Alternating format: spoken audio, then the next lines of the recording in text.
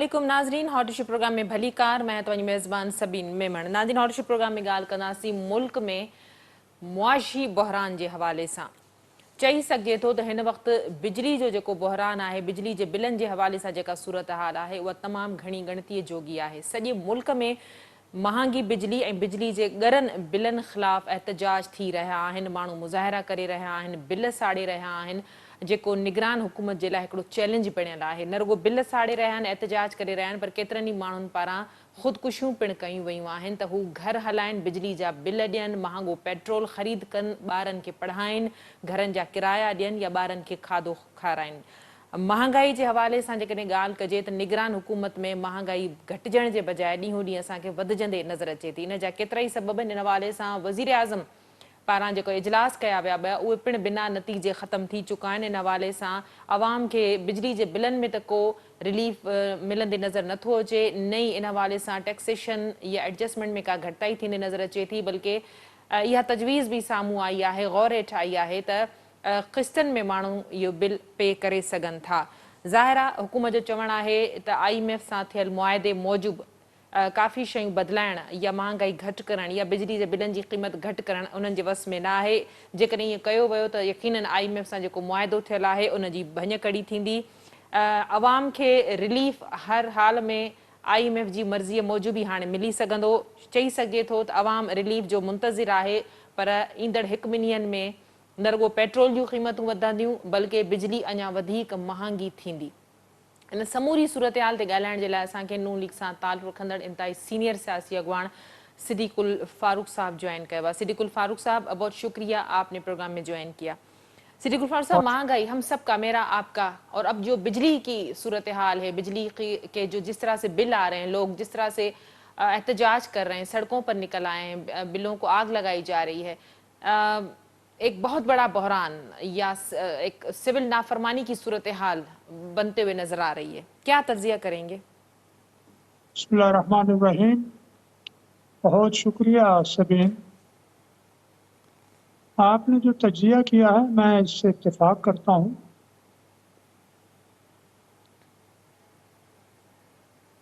जी, इस बहरान की जड़ें तमाम की तमाम आइन शिकनी में हैं, आमेरियत में हैं। इसके जिम्मेदार वो लोग हैं जिन्होंने यहाँ आइन और जमहूरियत नहीं चलने दी और बार बार मुदाखलत की है निज़ाम में। और ये मैं अपनी तरफ से नहीं कहूँगा, बल्कि आपको याद दिलाऊंगा कि retired army chief Qamar Javed Bajwa ने ये कहा कि एस्टैब्लिशमेंट 70 साल मुदाखलत करती रही है पाकिस्तान की सियासत। अब आपको याद दिलाऊं, अगर मैं 90 पर ले जाऊं तो ज़रा ज़्यादा पीछे चला जाएगा। मैं क्यों ना आपको 2000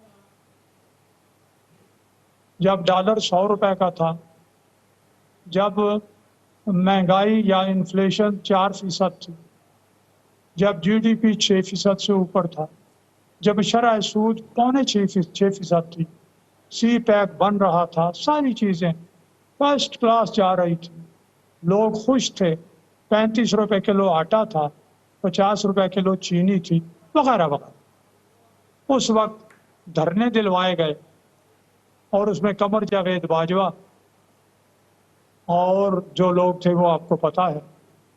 और फिर नवाज शरीफ को वैसे ही झूठे इल्जामात नाअहल करार दे के बाहर निकाल दिया गया और इमरान खान का प्रोजेक्ट जो है वो लॉन्च किया। बस फिर वो इमरान खान ने और बाजवा एंड कंपनी ने जो कुछ किया, ये जो कुछ हो रहा ये उसी का नतीजा है।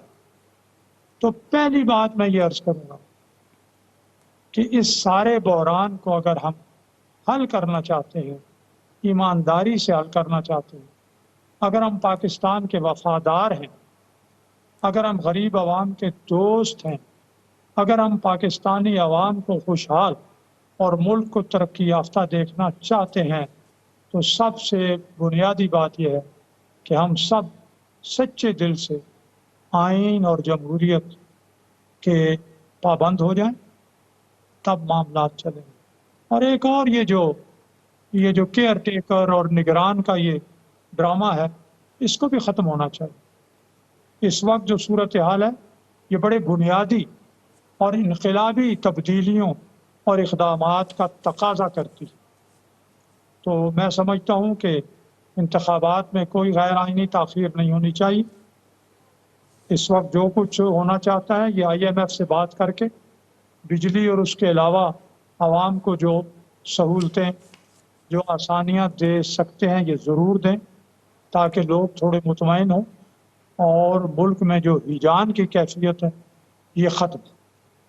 सिद्दीकुल फारूक साहब, ये सिर्फ पिछले 16 महीनों नहीं, पिछले 16 महीनों में जो एग्रीमेंट्स हुए, डार साहब ने जाते जाते एकदम से पेट्रोल और डीजल की कीमतों में जिस तरह इजाफा किया, जाहिर है आप लोग मजबूर हैं, आप लोग IMF से मुआहदे करते हैं, उनका सारा बोझ जो है मुल्क की गरीब आवाम पे पड़ता है।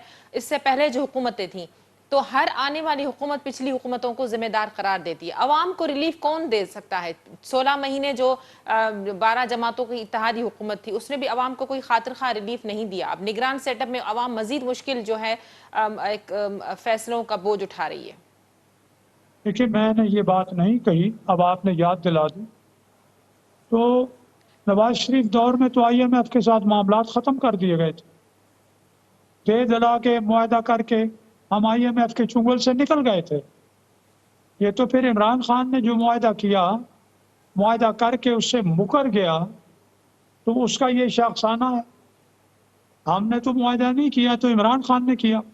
ये PDM की और पीपल्स पार्टी की हुकूमत तो सारी 16 महीने रही ना, बाकी तो 4.25 साल इमरान खान रहे। तो ये सारा काम उन्हीं का किया हुआ है।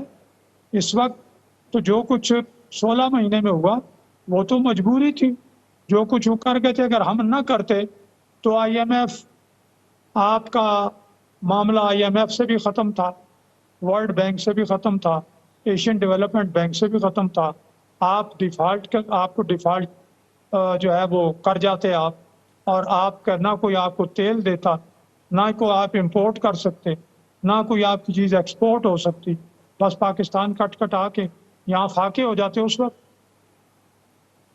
सिद्दीकुल साहब, अब सूरत हाल को किस तरफ जाता हुआ देख रहे हैं? वजीर आजम, केयर टेकर वजीर आजम ने 2 इजलास किए हैं, लेकिन आवाम को रिलीफ देने के हवाले से कोई तजवीज़ सामने नहीं आ सकी। हुकूमत कोई फैसला नहीं कर पा रही। हुकूमत का कहना है कि हम IMF के आगे मजबूर हैं, हमारे हाथ काट दिए गए हैं। कोई भी फैसला करना या आवाम को रिलीफ देना IMF के साथ जो मुआहदा हुआ है उसके इनराफी होगी।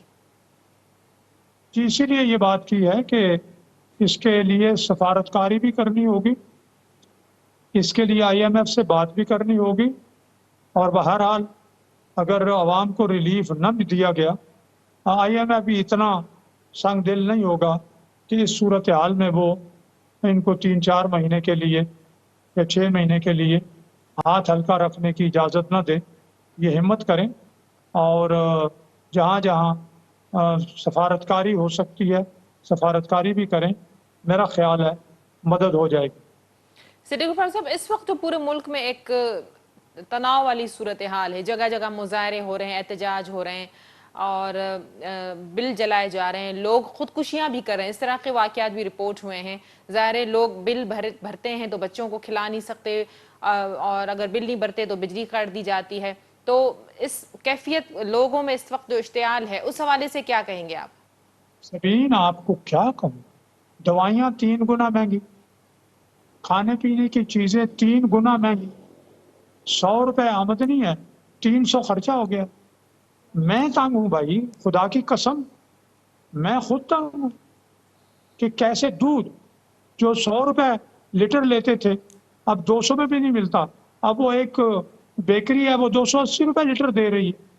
कोई 2 और वो भी पानी मिला, पाउडर मिला, बाकी चीज़ें जो हैं उनमें मिलावटें हैं। पेट्रोल आप लेने जाए पेट्रोल पंप पर, तो वो कितने मतलब है, कोई 10-15% चुरा लेते हैं, कम देते हैं, और कीमत भी जो है 292 रुपए लीटर है। वल्ला जहां हम 500 रुपए में आ जाते थे, आते जाते थे, 2500 रुपए में नहीं आ जा सकते। ये मैं एक जगह गया परसों, जहां मैं 500 रुपए में आता जाता था, 2500 में आया। अब मुझे बताएं, میرا تو نہیں جی کرتا، میرا تو اب جی یہ کرتا ہے کہ میں موٹر سائیکل چلاؤں، میں گاڑی نہ چلاؤں.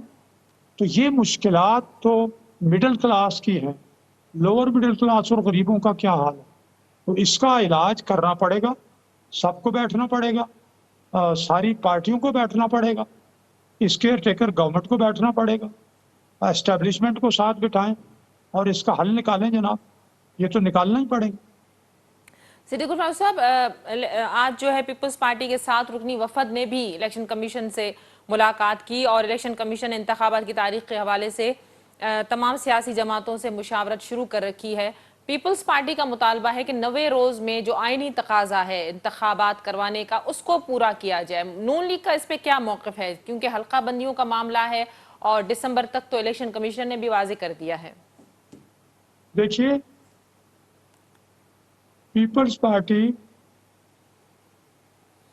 سی سی آئی کی میٹنگ میں بیٹھی، چاروں جی صوبے بیٹھے، انہوں نے منظوری دی کہ نئی مردم شماری کے تحت الیکشن کرائے جائیں. نئی مردم شماری کے تحت جو آئینی تقاضے ہیں وہ تو پورے ہونے ہیں، وہ تو بہت جلدی کریں تو فروری تک تو یہ ہوں گے. اب اگر پیپلز پارٹی یہ ساری باتیں مان کے اب یہ نعرہ لگاتی ہے تو یہ پیپلز پارٹی سیاست کرتی ہے. ان کا پورا احترام پیپلز پارٹی کی لیڈرشپ کا، لیکن یہ ساری باتیں وہ پہلے مان چکے ہیں، اس میں حصہ دار ہیں، یہ سارے کام کر چکے ہیں، یہ اس حکومت کے یہ حصہ دار رہے ہیں 16 مہینے. تو اس لیے وہ غلط بات نہ کریں، بلکہ جو کمٹمنٹ انہوں نے کی ہے وہی کریں. اور اگر یہ چھوڑا، جی ان کے ساتھ معاملات ہوئے ایم کیو ایم دوسرے تیسرے کہ جی نئی مردم شماری میں ووٹرز بڑھ گئے ہیں، کروڑوں ووٹرز بڑھے ہیں، تو ان کو اب کیا حق نہ دیا جائے ووٹ دینے کا؟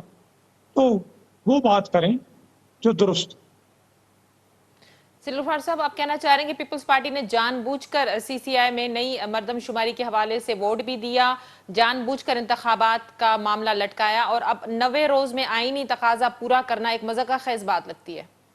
میں لٹکانے کی بات نہیں کرتا، چونکہ اختلاف تھا ملک میں کہ پرانی مردم شماری پر انتخابات کرانے کے حوالے سے اختلاف تھا سیاسی پارٹیوں. نئے جو ہیں مردم شماری کے مطابق اتفاق رائے پیدا ہو گیا. سی سی آئی اس کا واضح ثبوت ہے.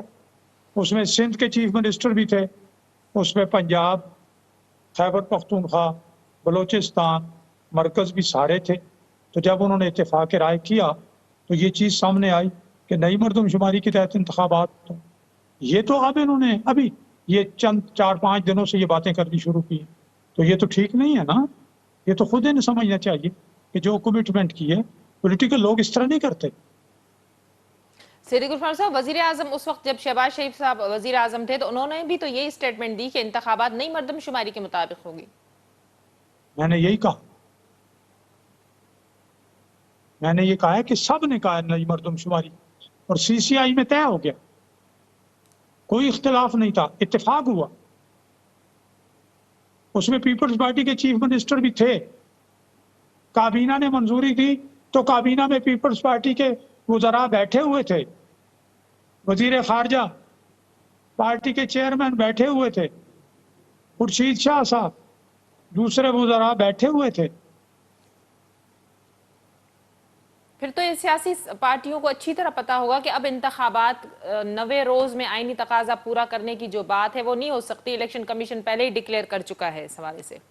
یہ تو پیپلز پارٹی کے ہمارے دوست کہہ رہے ہیں. میں اسی لیے کہتا ہوں کہ ان کا احترام کرتے ہوئے، ان کی عزت کرتے ہوئے میں یہ کہوں گا کہ آپ نے جو بات کر دی ہے، جس پر آپ ایگری کر چکے ہیں، اس سے پیچھے نہ ہٹیں. یہ آپ کو زیب نہیں دیتا. ٹھیک، بہت شکریہ صدیق الفاروق صاحب، آپ نے اپنا موقف دینے کے لیے ہمیں پروگرام میں جوائن کیا. ناظرین، نون لیگ سان تعلق رکھندڑ سینئر سیاسی اگوان صدیق الفاروق اساں سا گڈ ہو. صدیق الفاروق صاحب جو چوڻ ہو त बिजली जो हिन वक़्तु जेको बहरान आहे या मुल्क में जेका तहरीक हली रही आहे, यकीनन इहो ॻणती जो मामिलो आहे. निगरान हुकूमत इन हवाले सां सिफ़ारतकारी खे वसी करे ऐं IMF सां ॻाल्हियूं करे IMF खां रिलीफ जो मुतालबो करे थी सघे थो त IMF जेकॾहिं राज़ी थिए त बिजली जे ॻरनि बिलनि या महांगी बिजली खे जी क़ीमत खे घटि करण जे हवाले सां आवाम खे को रिलीफ मिली सघे। वाज़ रहे त हुननि पारां हमेशह जीअं समूरो जेको मलबो आहे गुज़िरियल हुकूमतनि जे फ़ैसिलनि ते विधो आहे। प्रोग्राम जे सिलसिले खे जारी रखंदासीं। वक़्तु थियो आहे मुख़्तसिर वक़फ़े जो, वठूं था वक़फ़ो।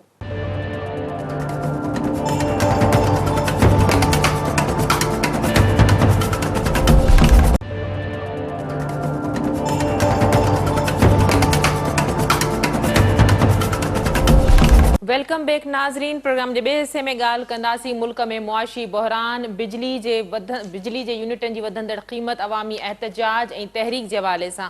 इन हवाले सां मूंखे ॻाल्हाइण जे लाइ सीनियर सहाफ़ी ऐं तर्जुमेगार जावेद लांघा साहब जॉइन कयो आहे। जावेद साहब भली कार, तव्हां प्रोग्राम में जॉइन कयो।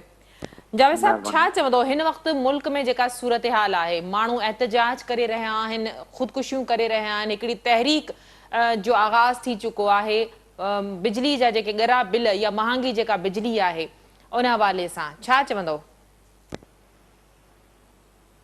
ॾिसो यार, ग्राउंड रियलिटी जेका आहे उहा त इहा आहे त तमामु घणी महांगाई थी वई आहे ऐं बिजली समेत जेके बि यूटिलिटीज़ ऐं ॿियूं जेके ज़रूरत जी शयूं आहिनि ज़िंदगी जूं आम वाइपे जूं, उहे तमामु घणियूं महांगियूं थी वियूं आहिनि ऐं जेको दिहाड़ीदार तबिको आहे, मज़दूर या सैलरीड क्लास आहे, उनजो सर्वाइवल तमामु ॾुखियो थी वियो आहे।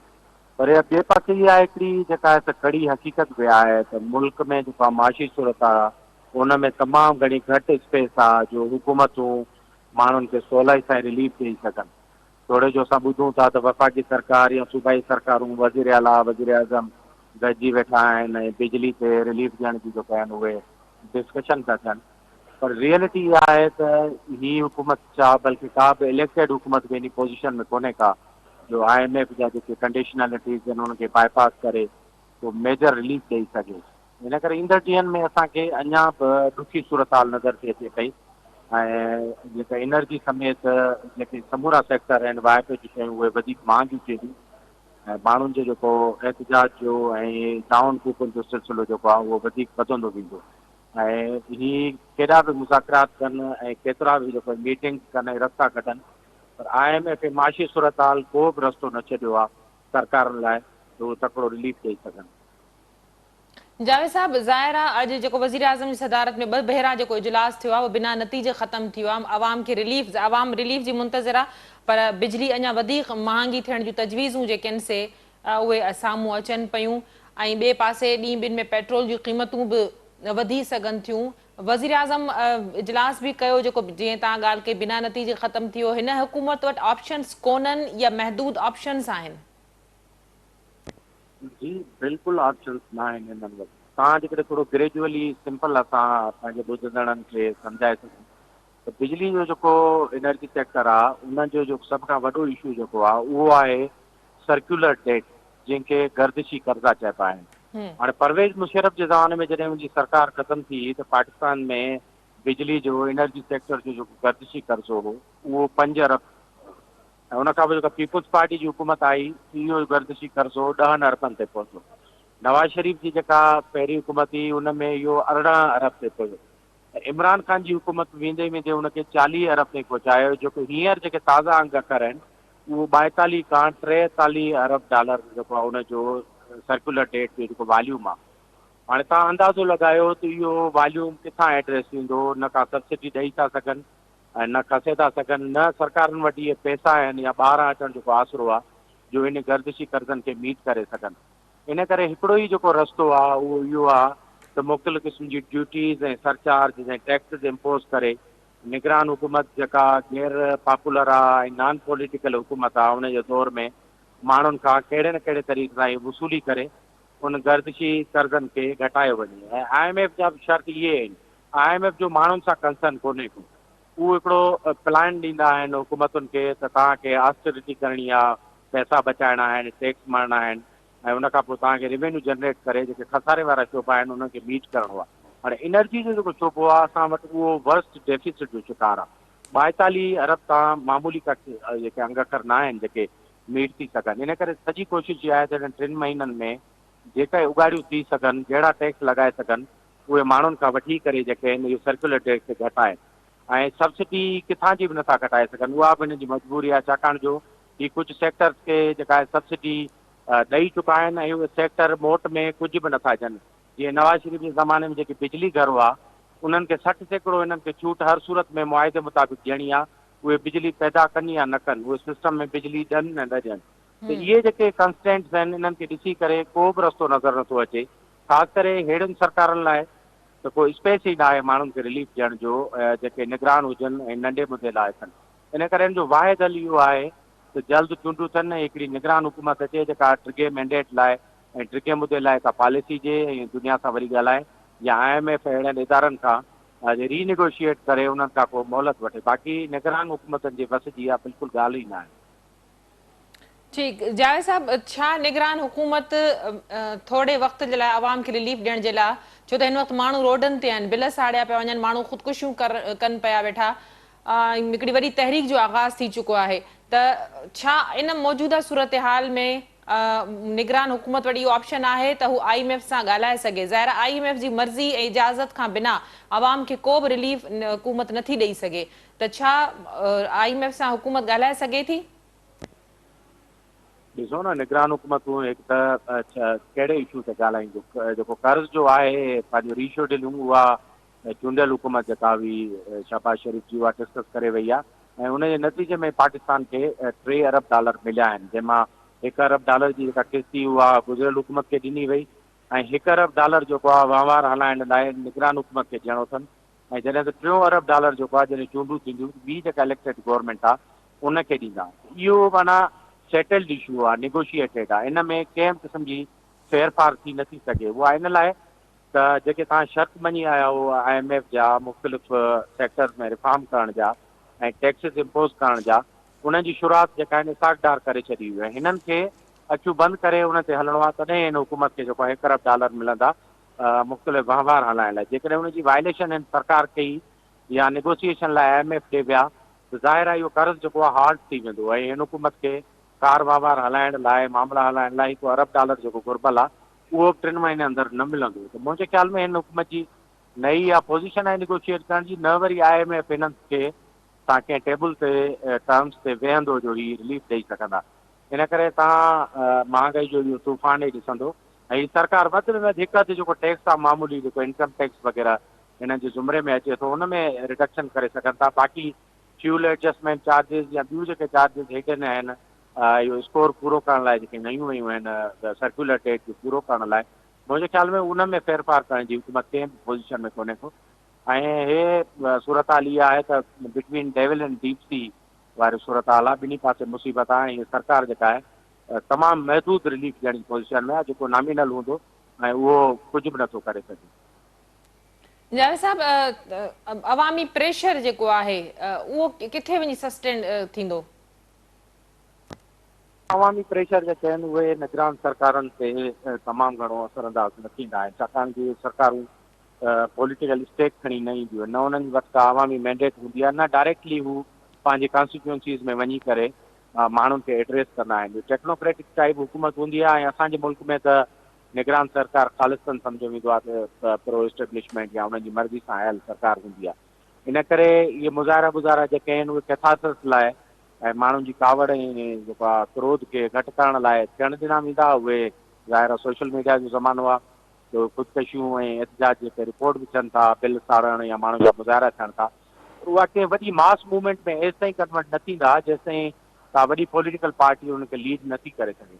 ऐं जेसि ताईं पॉलिटिकल पार्टियुनि जूं तालुकात उहे पाण इन सॼे ॾोह जी ॾुआरी आहिनि वारे वारे सां, उहो जेको आहे एनर्जी जे क्राइसिस खे एड्रेस न करे सघियूं। कंहिं हदि ताईं नवाज़ शरीफ़ जी हुकूमत कोशिशि कई हुई बिजली घर ठाहे एड्रेस करण जी, पर जीअं त CPEC खे जेको आहे बंदि कयो वियो सरकार तरफ़ां, उहे जेके बिजली घर ठहिया उन ज़माने में जेके नेशनल ग्रिड में बिजली ॾियनि ऐं बिजली सस्ती थिए हा, त उहे बि CPEC जे प्रोजेक्ट बंदि थियण जे नतीजे में उहे बंदि थी विया।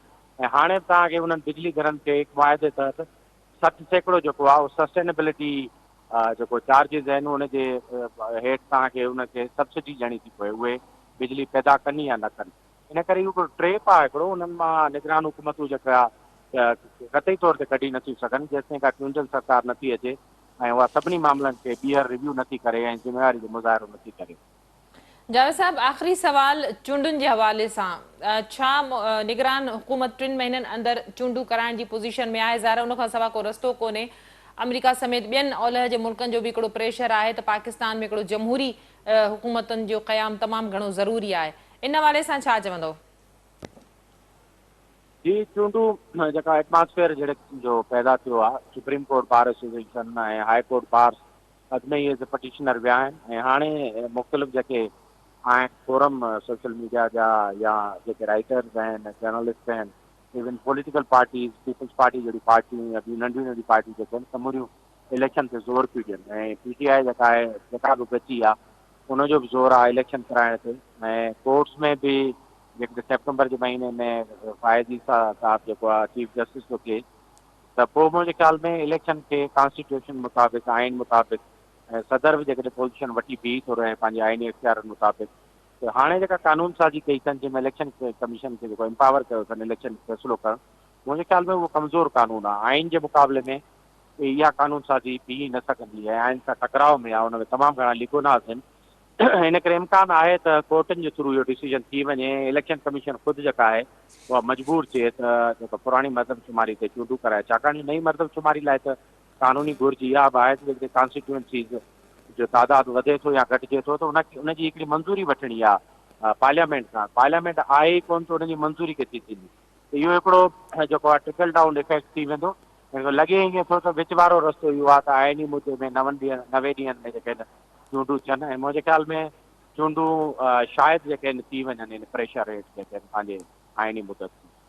वॾी महिरबानी जावेद लांघा साहब, तव्हां पंहिंजो मौक़िफ़ ॾियण लाइ असांखे प्रोग्राम में जॉइन कयो। नाज़रीन, सीनियर सहाफ़ी तर्जुमेगार जावेद लांघा असां सां गॾु हुनजो चवणु हो त निगरान हुकूमत अवाम खे को बि रिलीफ नथी ॾेई सघे। इहो बहरान तेसि ताईं हुकूमत ते प्रेशर नथो विझी सघे जेसि ताईं इनखे का वॾी पार्टी लीड न करे। चूंडुनि जे हवाले सां हुननि जो चवणु हो त मुल्क में आम चूंडूं ई समूरनि मसइलनि जो हल थी सघनि थियूं। अॼोके प्रोग्राम जो वक़्तु पिण ते पंहिंजी पुॼाणी ते पहुतो। ईंदड़ प्रोग्राम ते ॾींदा इजाज़त। अल्लाह वाही।